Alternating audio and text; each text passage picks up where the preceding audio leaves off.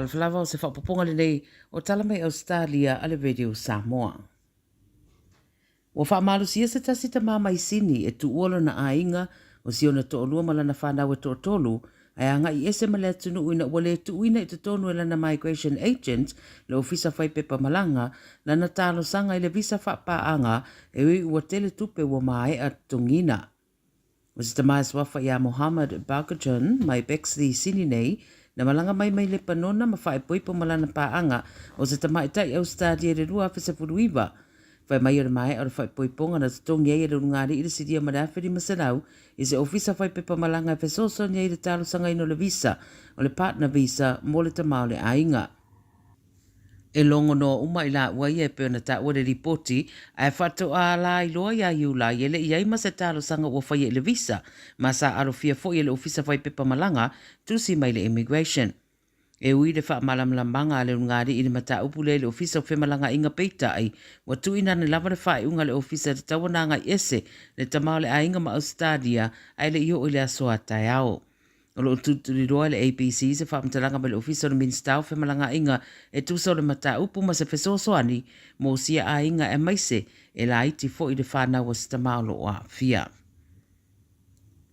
Whai mai whamtalango le li e whasa pulu walu tau sanga lea sa whanaina ma mali wai le ofisa o leo leo e lata le tua oio New South Wales ma Queenslandi na savadi atu le ofisa o leo leo ma whaalala le whana i leo leo i le fia na nafi. O le ofisa o leo leo i Tenterfield o le ofita wena mai ele ripoti le whaapena i e whaalala le whana i leo leo au le i whana ina lo o ia ma sa tau mwha inga ruenga la vea i peita ai e le imanuia ma mali wai la vai lea no fuanga. O le temine iolo o whaia nei le su e ngā leo leo whaaptoa mai New South Wales su e le mafua ango le nei whaalu lave. Ua le lava wā, e nisi olo o au mau i se tasi o mga ala o mele pone o na ono sa ia ngā yo inga se tasi adi olo o whita ua ina le whaatama ia ai o taa wale whase fulu tolu te tonu o le tolu spul minute i se mata upuna tura e mai le tausanga na te nei. O le so wali iputia mai ai wa sira nisi o i la tau sa whaalanga ina la tau taa wale i le toi tutongi atu e le sa whaatupuina le nei whaalawalawe o mea ua whaaleanga ina i a la tau taa wale. Pai mai leo Victoria o tu ai ngā mionga whaapea matua i le manuia mai le mana o mia foi. E tali tonu leo se adi i pea mali tolu sfulu tosu di matausanga o se adi i papalangi na whaatinoina lea ngā yoinga ma ua wha matu mai e neilo na ata le community e fesosonia i le sailinga. Pai mai li poti sa so ona whaaleanga solo e lea tangata ta avale na whaapaka i mga ala ia o Powlett, Albert, Simpson, McGray Streets i le vaole afo le tolu ma le whao le pavao le sfulu tolu te sema tausanga na te nei. E nei ni mea na ngā o ia ai na whaaleanga ina le telu ta vale. E eise ofisa lo ia i Ausetalia nei o le aia aveina le tūla fono company te tele tau ta vale o le Hyundai ma le Kia mo se taui i le mata upe au fiai wha le tonu i ta ofi o ta vale ne ua maua sao no mafua i le sawa ne o afi i a ta vale. Le ofisa lo ia o le Morris Blackburn wa tuina le tangi tūla fono o le class action a nga i le company i e lua fai mai le lipote fai ta wafe ta vale wa fia i lea wha le tonu. Lo tau la mua i le tangi e se tina mai Port Macquarie o Anne-Marie Johnston le wha pea se manue a fia lona soifua ina ua mula na ta vale o le tua inga o le Hyundai i lona fale ta vale i lalo tonu wane o le portu moe ai lona fale. Hyundai ma le Kia ua mai ona whaelo mai whaalinga e toi whaafo i a toi ta vale mo whaale tonu ia i ta ofi le whaapea o le whaale tonu e a fiai ma le vaenga o lo iei le afi o le ta vale mai te le le avanoa e muai pe sa sawane ai fo i se afi tusa po o lo o tape le ta vale.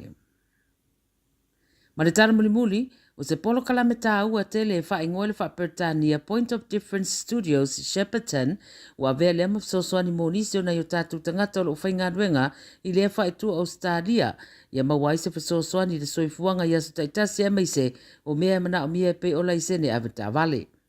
O le polo kalame le ua wha anga yo ia i le whasosoani tautupe ma le mtanga ruenga le soifua malaloina i Victoria e wha ingoa Partners of Change. Ro li patia le APC le vasa nei, o nei wha alapa putonga po pol kalame fo i guma waile hawa noa, o nisi o nei o tātou tangata whai ngā ruenga Samoa i ngā ruenga wha vai taimi, ma i lātou i ei visa le tū mau, e tāro sangai moni lei sene ave ta avale Ausetalia.